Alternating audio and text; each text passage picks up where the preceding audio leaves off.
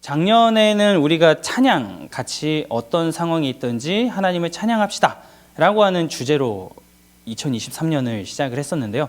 올해는 이제 기도로 저희가 시작을 하려고 합니다. 같이 모든 상황 속에서 하나님께 기도하며 나아가자 라고 하는 타이틀을 좀 걸면서 나아가려고 하는데요. 그래서 함께 같이 기도하고 뭉치면서 우리의 이 도담대청 공동체를 하나씩 조금씩 세워나갈 수 있는 저와 여러분들이 될 수 있으면 좋겠습니다.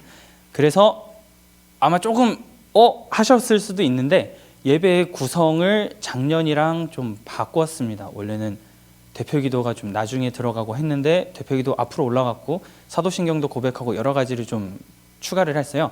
그래서 2024년에는 이러한 그 흐름으로 예배가 진행된다는 점 기억해 주시고 10분 전에 50분부터 같이 기도하는 시간이 있습니다. 그때도 많이 참여해 주셔서 같이 기도로 공동체를 세워가는 우리 모두가 될 수 있으면 좋겠습니다.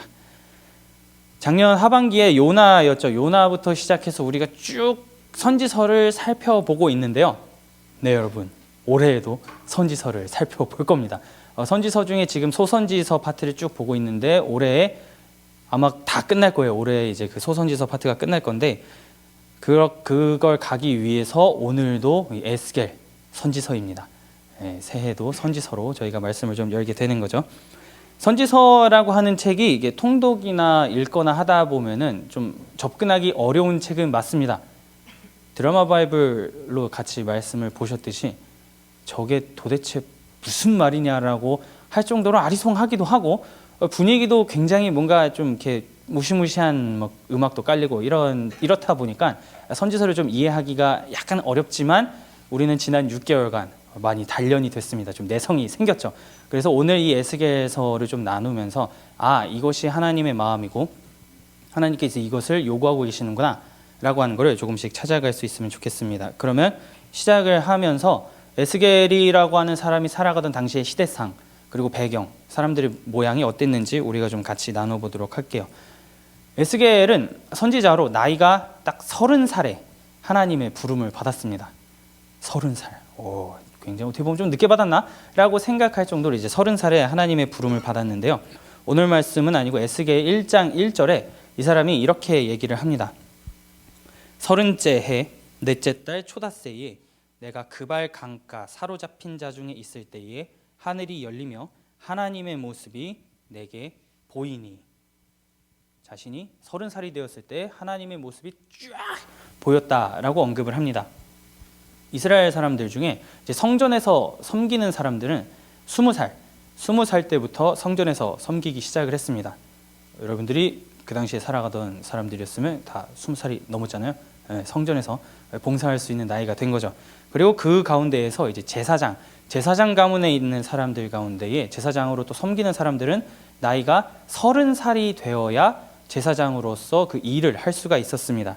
그리고 이 에스겔이라고 하는 사람은 제사장 가문 출신입니다.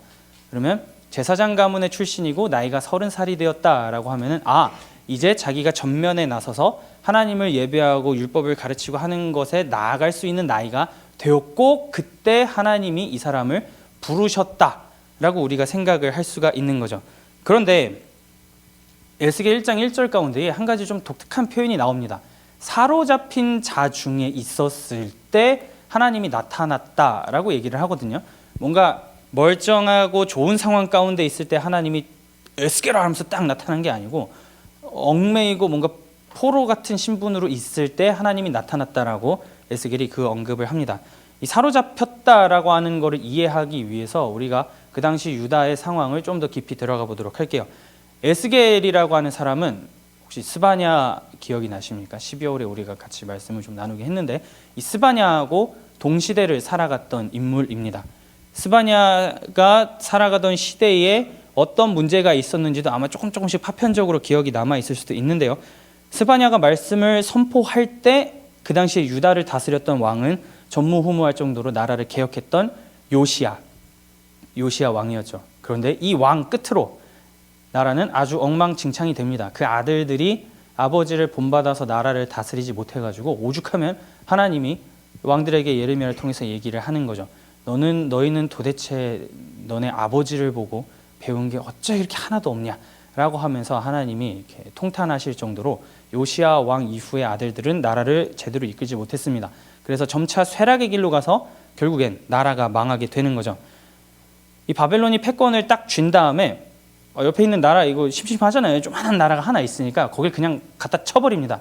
쳐가지고 사람들을 포로로 한번 끌고 가요. 이제 1차 침공이라고 하는데 1차로 유다를 공격해가지고 사람들을 이제 데리고 갑니다. 그때 우리가 좀 잘 알고 있는 다니엘이 그때 이제 끌려가가지고 바벨론에서 이제 쭉 살기 시작을 하는 겁니다. 그래서 그 당시에 다스리던 왕이 여호야김이라고 하는 왕인데요. 요시야의 아들입니다. 이 왕이 이제 선택을 해야 됐어요. 한 대 얻어맞아가지고 사람들 막 귀족 막 이런 사람들 다 뺏겼거든요. 그럼 약소국이 강대국으로부터 살아남기 위해서 뭘 해야겠습니까? 엎드려서 빌어야죠. 충성을 다하겠습니다. 바벨론에 충성을 다하겠습니다. 그러니 우리를 좀 살려주십시오. 라고 해야겠죠. 그래가지고 그 충성 맹세를 받고 바벨론이 철군을 합니다. 그러고서 3년 지난 다음에 여호야김이 이제 생각을 해요. 별것도 아닌 게 내가 그때 왜 그랬지? 하고선 옆에 있는 애굽이랑 손을 잡아가지고 이집트랑 손을 잡고 바벨론하고 그 동맹관계, 충성관계를 딱 끊어버립니다. 그러면 바벨론 입장에서 기분이 어떻겠어요? 아니 불쌍해가지고 철군했는데 봐주면서 철군했더니 3년 뒤에 등에 칼을 꽂아 이러고선 다시 군사를 이끌고 유다를 공격을 합니다. 2차 침공을 한 거죠. 그때 포로로 끌려갔던 사람이 오늘 말씀의 주인공 선지자 에스겔입니다. 에스겔하고 많은 왕족들이 이때 2차 침공에 끌려가고요. 그리고 유다는 바벨론이 3번째로 공격을 다시 들어왔을 때 그때 나라가 완전히 멸망을 하게 되는 겁니다. 그렇기 때문에 에스겔이라고 하는 사람은 유다 백성들에게 말씀을 선포하긴 하는 건데 그 나라 안에 있는 백성들에게 하나님의 말씀입니다 라고 하는 것이 아니고 포로로 끌려가가지고 바벨론에서 거주하고 있는 비참한 상황 가운데 있던 유다 백성들을 향해서 이것이 하나님의 말씀이다 라고 전했던 것이 약간은 좀 독특한 결이 다른 모습을 가지고 있는 것이죠. 스바냐하고 동시대지만 스바냐는 유다 국가 그 내부의 사람들에게 말씀을 전한 거고 에스겔은 끌려가가지고 거기 있는 사람들에게 말씀을 전했다라고 하는 것을 우리가 좀 살펴볼 수가 있습니다. 그러다 보니까요, 둘이 좀 비슷한 시대를 산 거죠. 어떻게 보면 같은 시대를 살았다라고 할 수 있다 보니까 문제를 삼는 포인트가 동일합니다. 왜 나라가 망하기 시작했으며 왜 나라에 문제가 있었는가? 지도층이 잘못하기 시작했기 때문이다. 지도층이 하나님을 떠났고 하나님의 말씀에 강포를 행했기 때문이다라고 하는 키워드는 스바냐나 에스겔이나 동일하게 언급을 합니다. 같은 시대를 살았다 보니까 나라의 문제가 무엇인지 알 거잖아요. 그러다 보니까 이들이 그 동일한 문제를 노골적으로 이제 비판을 하는데 스바냐는 3장짜리라 짧았잖아요. 에스겔은 엄청 길거든요. 수십 장 됩니다. 그러다 보니까 이 문제에 대해서 굉장히 길게 스바냐는 막 한두 절로 나라에서 지도자가 이런 식으로 행동했다라고 한 다음에 에스겔은 엄청나게 그걸 늘려가지고 세부적으로 이런 잘못을 했다라고 언급을 합니다. 그러면 노골적으로 에스겔이 유다의 지도층에 대해서 어떻게 비판을 하고 있는지 같이 좀 보도록 하겠습니다. 오늘 말씀 24절입니다. 인자야, 너는 그에게 이르기를 너는 정결함을 얻지 못한 땅이요 진노의 날에 비를 얻지 못한 땅이로다 하라. 도대체 무슨 말이냐라고 할 수가 있습니다. 정결함을 얻지 못했고 땅이 이제 메말랐다라고 얘기를 하죠. 이거는 결국에는 이런 말입니다. 지도층, 그러니까 왕족, 제사장, 율법사 이런 모든 사람들이 자신의 역할을 제대로 하지 못하니까 그 땅에서 살아가는 백성들이 그러면 배울 게 없잖아요. 아니 하나님의 말씀을 좀 받고 배우고 이걸 삶에서 실천을 하려면 누가 가르쳐주는 사람이 있어야 되는데 가르쳐주는 사람들이 전부 다 하나님의 말씀을 제대로 가르쳐주지 않는 겁니다. 그러다 보니까 땅이라고 상징되는 모든 백성들이 완전히 타락했다라고 에스겔이 언급을 하는 겁니다. 지도층이 역할을 하지 못해서 그 땅의 백성들이 전부 다 망가졌기 때문에 심판을 피할 수 없다라고 오늘 본문이 얘기를 하고 있는 겁니다. 그 땅 전체가 타락했기 때문에 이 문제를 해결하기 위해서 진노의 날이 다가오고 있다라고 하나님께서 에스겔을 통해서 언급을 하고 있는 것이죠. 스바냐가 했던 말이 이제 좀 기억이 가물가물하겠지만 한 구절 보도록 하겠습니다. 스바냐 3장 3절에서 4절입니다. 그 가운데 방백들은 부르짖는 사자요 그의 재판장들은 이튿날까지 남겨두는 것이 없는 저녁 일이요 그의 선지자들은 경솔하고 간사한 사람들이요 그의 제사장들은 성소를 더럽히고 율법을 범하였도다. 이 문제를 가지고 오늘 본문인 에스겔이 엄청나게 길게 언급을 한 겁니다. 23절부터 31절까지였잖아요. 이거 엄청나게 많은 건데 스바냐는 딱 2절로 압축을 하는 것이죠. 이 모든 구절을 전부 다 살펴보진 않고 몇 구절만 찝어서 에스겔이 보고 있는 그 당시의 상황 어떠했는지 우리가 좀 보려고 합니다. 먼저 26절입니다.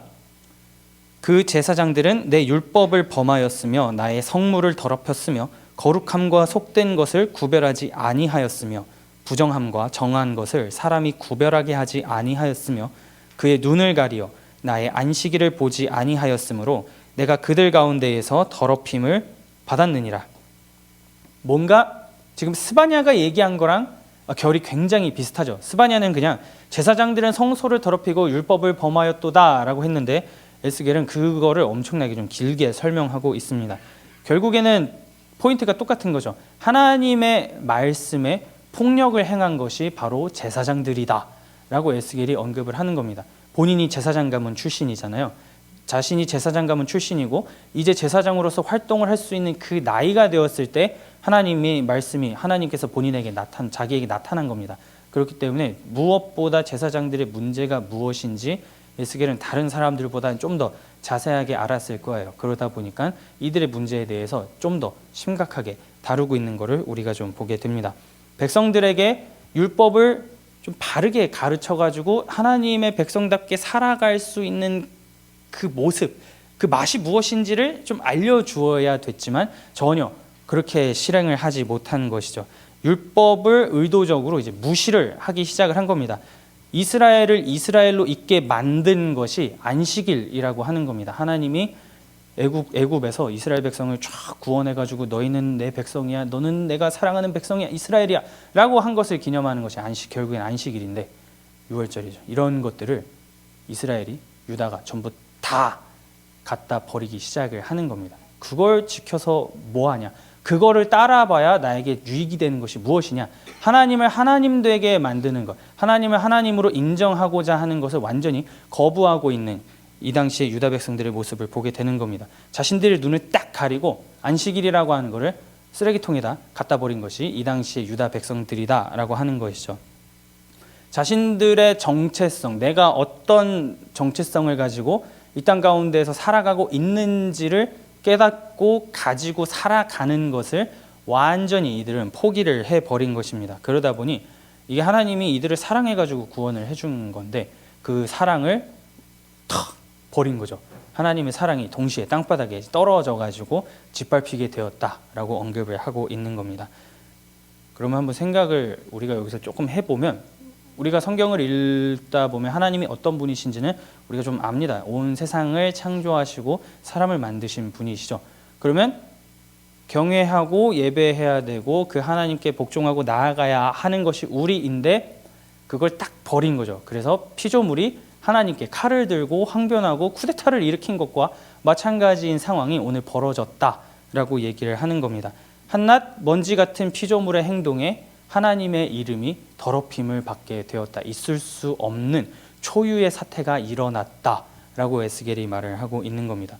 여기까지 갔으면 좀 심각한데 좀 잘못했나라고 생각을 하면 좋겠지만 아니 여기서 한 발자국 더 나갈 거야 하면서 이 백성들은 멈추지 않았습니다. 오늘 말씀 28절입니다. 그 선지자들이 그들을 위하여 회를 치라고 스스로 허탄한 이상을 보며 거짓 복수를 행하며 여호와가 말하지 아니하였어도 주 여호와께서 이같이 말씀하셨느니라 하였으며 이건 누가 봐도 하나님의 말씀이 아니에요. 이건 누가 봐도 하나님이 이렇게 말할 리가 없어 라고 생각했는데 사람들은 이게 하나님의 말씀이다 라고 하면서 하나님의 말씀을 왜곡을 하기 시작을 하는 겁니다. 자기가 믿고 싶은 대로 믿기 시작하고 보고 싶은 것만 보겠다 라고 하는 백성들의 태도가 나타나는 거죠. 그러면 뭐 하나 정상적으로 작동이 되는 게 없는 상황이 단계적으로 지금 펼쳐지고 있는 것을 우리가 좀 보고 있는데 그러자 그 나라에 어떤 일들이 생겨났냐면 오늘 말씀 29절입니다. 이 땅 백성은 포악하고 강탈을 일삼고 가난하고 궁핍한 자를 압제하고 나그네를 부당하게 학대하였으므로 유다라고 하는 이스라엘이라고 하는 이 나라를 유지하는 모든 사회적인 시스템이 다 붕괴해버렸다라고 언급을 하고 있는 겁니다. 하나님께서는 율법을 통해서 분명하게 언급을 하셨어요. 내가 거룩하니 너희도 거룩해라. 그리고 나를 사랑하는 것만큼 이웃도 그만큼 사랑해야 된다. 고아와 과부, 노인 이런 사회적인 약자들에게 너희는 모든 사랑을 쏟아서 그들이 살아갈 수 있도록 도와주어야 되는 것이 맞다 라고 말씀을 하셨는데, 오늘 본문에서 전혀 그렇게 하지 않고 오히려 그들에게서 뭐 하나라도 더 가져갈 수 있을까 해서 괴롭히고 있는, 이렇게 쥐어짜고 있는 모습이 오늘 본문 가운데에서 나타나고 있는 것이죠. 그러면 외부에서 하나님이 어떤 분이신지 잘 모른다고 하더라도 외부에서 이들이 살아가는 모습을 딱 보면 그걸 보는 사람들이 무슨 생각을 할까요? 쟤네는 뭔가 하나님이라고 하는 종교 안에서 그 하나님이라고 하면 이렇게 막 신이라고 믿는데 행동이 뭐 저러냐라고 보겠죠. 이방인이나 다른 사람들도 시선이 그럴 겁니다. 왜냐하면 뭐 하나 뭐 선한 거나 이런 것이 하나도 없이 그냥 자기들의 욕구, 자기들의 만족대로 그냥 아무 곳에나 가가지고 난도질을 하는 그런 상황을 보여주고 있기 때문에 이방인의 옷을 입고 그들의 삶을 동경하고 자기 마음대로 살아가고자 하는 그들의 모습을 보면 누가 봐도 쟤네는 하나님이라고 하는 분을 믿는 사람들이 맞나? 도대체 그러면 하나님은 어떤 존재야?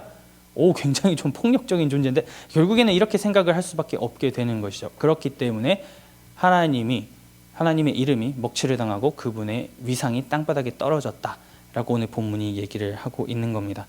그러다 보니 하나님은 그렇게 살아가는 백성들의 모습을 보고 어마어마한 실망감을 표출을 하세요. 오늘 말씀 30절입니다. 이 땅을 위하여 성을 쌓으며 성 무너진 데를 막아서서 나로 하여금 멸하지 못하게 할 사람을 내가 그 가운데에서 찾다가 찾지 못하였으므로. 하나님의 백성을 하나의 성으로 비유를 하는 겁니다. 성으로 비유를 해가지고 성에 지금 구멍이 나가지고 무너지려고 하는데, 그러다 보니까 하나님이 이걸 딱 돌아다니다가 보시고 여기 좀 망가졌어, 성을 빨리 수리해야 돼 하면서 누가 수리해 줄 수 있어요? 누가 수리할까? 돌아다녀 봤는데 단 한 사람도 못 찾았다라고 언급을 하는 겁니다. 뭐 공성전이나 이런 거를 하다 보면 성에 균열이 가고 성벽에 구멍이 났다라고 생각을 하면 완전 재앙이죠. 적군은 무조건 집요하게 거기만 노릴 겁니다. 니느웨가 그렇게 해서 함락이 되었다라고 하는 것도 우리가 나홈서를 통해서 같이 살펴보았었죠.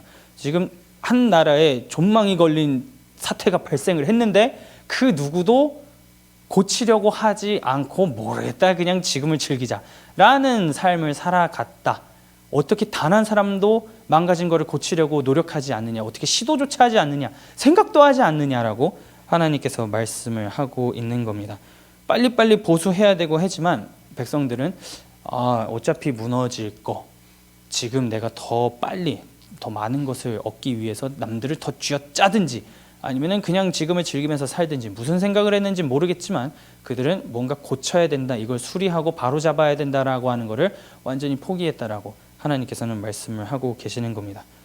엄청나게 하나님께서 속이 답답하셨겠죠. 이거 다 보이는데 하나님께서 지금 볼 때는 이러다가는 무너지는 게 100% 확실한데 아무리 선지자들을 통해서 알려주고 아무리 사람들을 일으켜가지고 고쳐야 되고 돌아가야 된다, 요시야까지 왕이 나타나가지고 모든 걸 다 돌려놨음에도 불구하고 다시 망가졌잖아요. 그러다 보니 누구도 고치려고 하지 않는구나 라고 하나님께서 한숨을 쉬시는 겁니다. 그러자 고치지 않으면 결국에는 성이 무너지잖아요. 그래서 하나님께서는 그 성에 심판, 진노의 불을 쏟아붓겠다라고 말씀을 하시는 겁니다. 오늘 말씀 31절입니다. 내가 내 분노를 그들 위에 쏟으며 내 진노의 불로 멸하여 그들 행위대로 그들 머리에 보응하였느니라. 주 여호와의 말씀이니라. 성을 보수해야 된다, 성을 수리하고 모든 걸 전면적으로 새롭게 해야 된다 라고 말씀하셨음에도 불구하고 하지 않자 그들의 결말, 그들의 끝은 심판이다, 심판밖에 없다 라고 하나님께서 말씀을 하고 계시는 것이죠. 이런 문제를 놓고 그 당시에 많은 선지자들이 동일한 거를 계속해서 언급을 했었습니다. 에스겔이 살아가던 시대, 스바냐가 살아가던 시대에 또 똑같이 활동했던 선지자가 한 사람이 있습니다. 그 사람의 이름은 예레미야라고 하는 사람인데요. 이 사람이 5장 1절에서 이렇게 언급을 합니다. 하나님이 이렇게 말씀을 하시는 거죠. 너희는 예루살렘 거리로 빨리 다니며 그 넓은 거리에서 찾아보고 알라. 너희가 만일 정의를 행하며 진리를 구하는 자를 한 사람이라도 찾으면 내가 이 성읍을 용서하리라.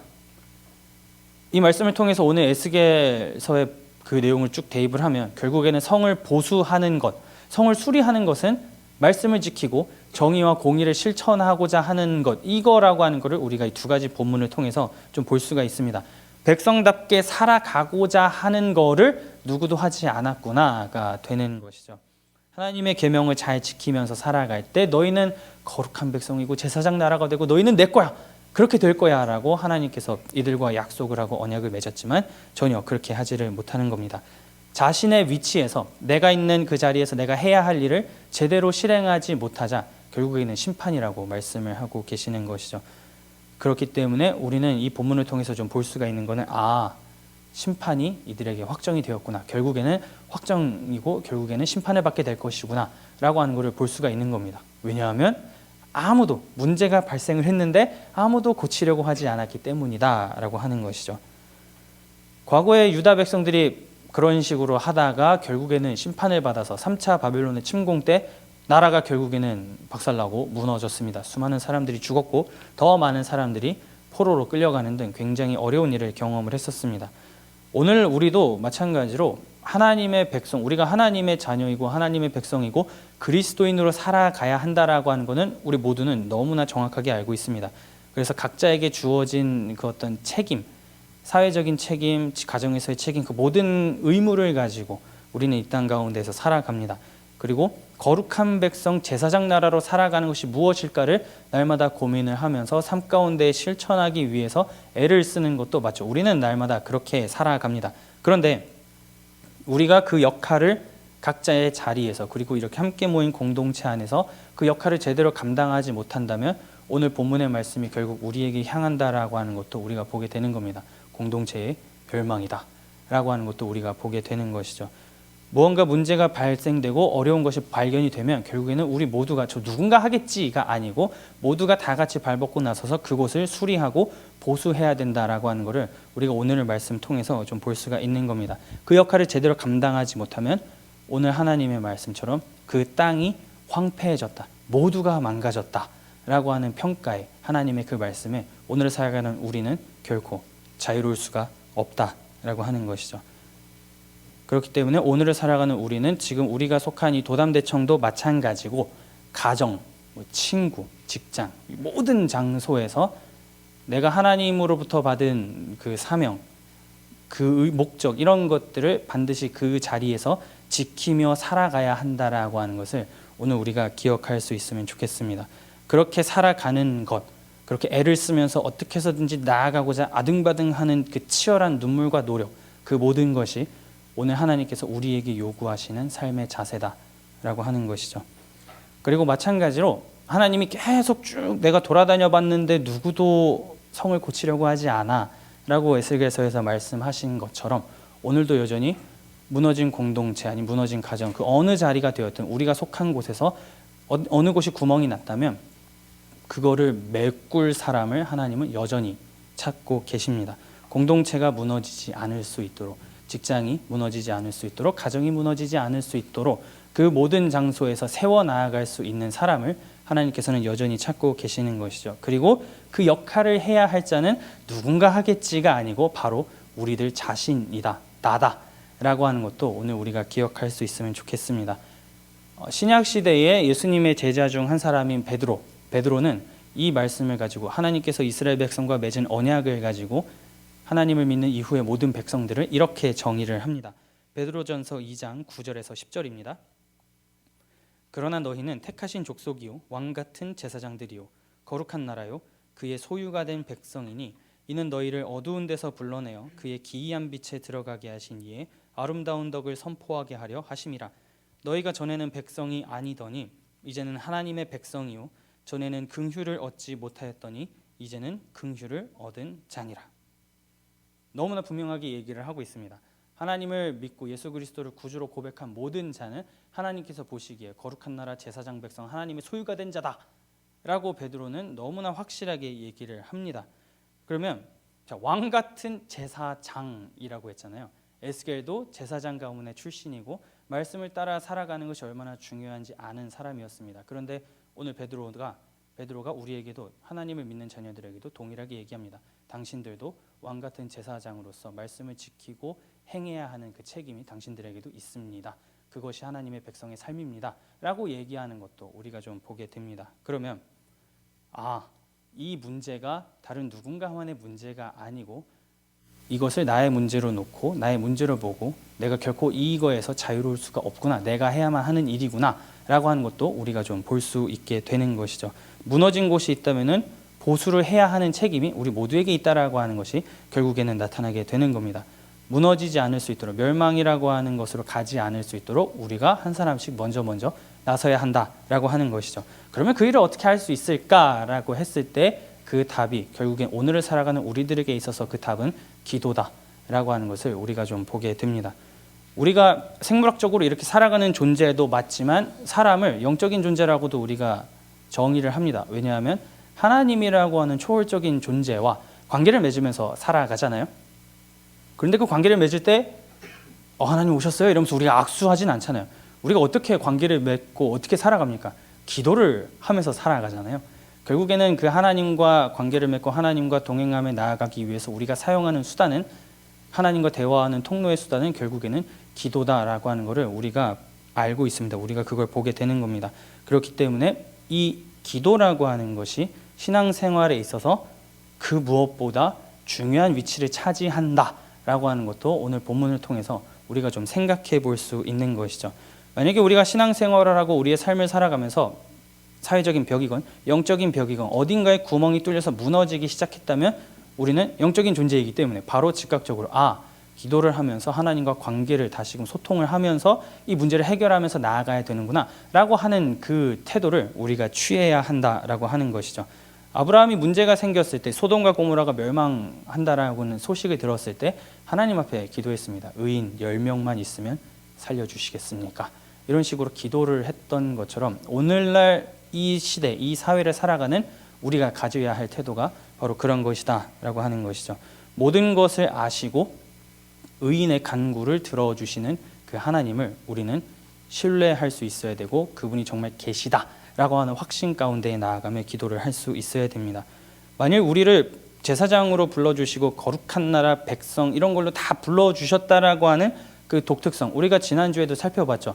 하나님께서 하나님의 백성을 택하신 이유는 뭔가 잘나서가 아니고 제일 세상에서 지질이 궁상이어가지고 택해서 아름답게 키워냈다라고 하나님께서는 분명하게 말씀하셨습니다. 그러면 오늘을 살아가는 우리한테도 동일하게 적용이 되는 겁니다. 아무것도 가진 것 하나 없는데 그저 하나님의 전적인 은혜로 택하여서 아름답게 만들어가고 키워가고자 하는 하나님의 열심은 오늘 우리들의 삶 가운데에 그게 계속해서 나타납니다. 다만 우리가 제대로 잘 못 볼 뿐이죠.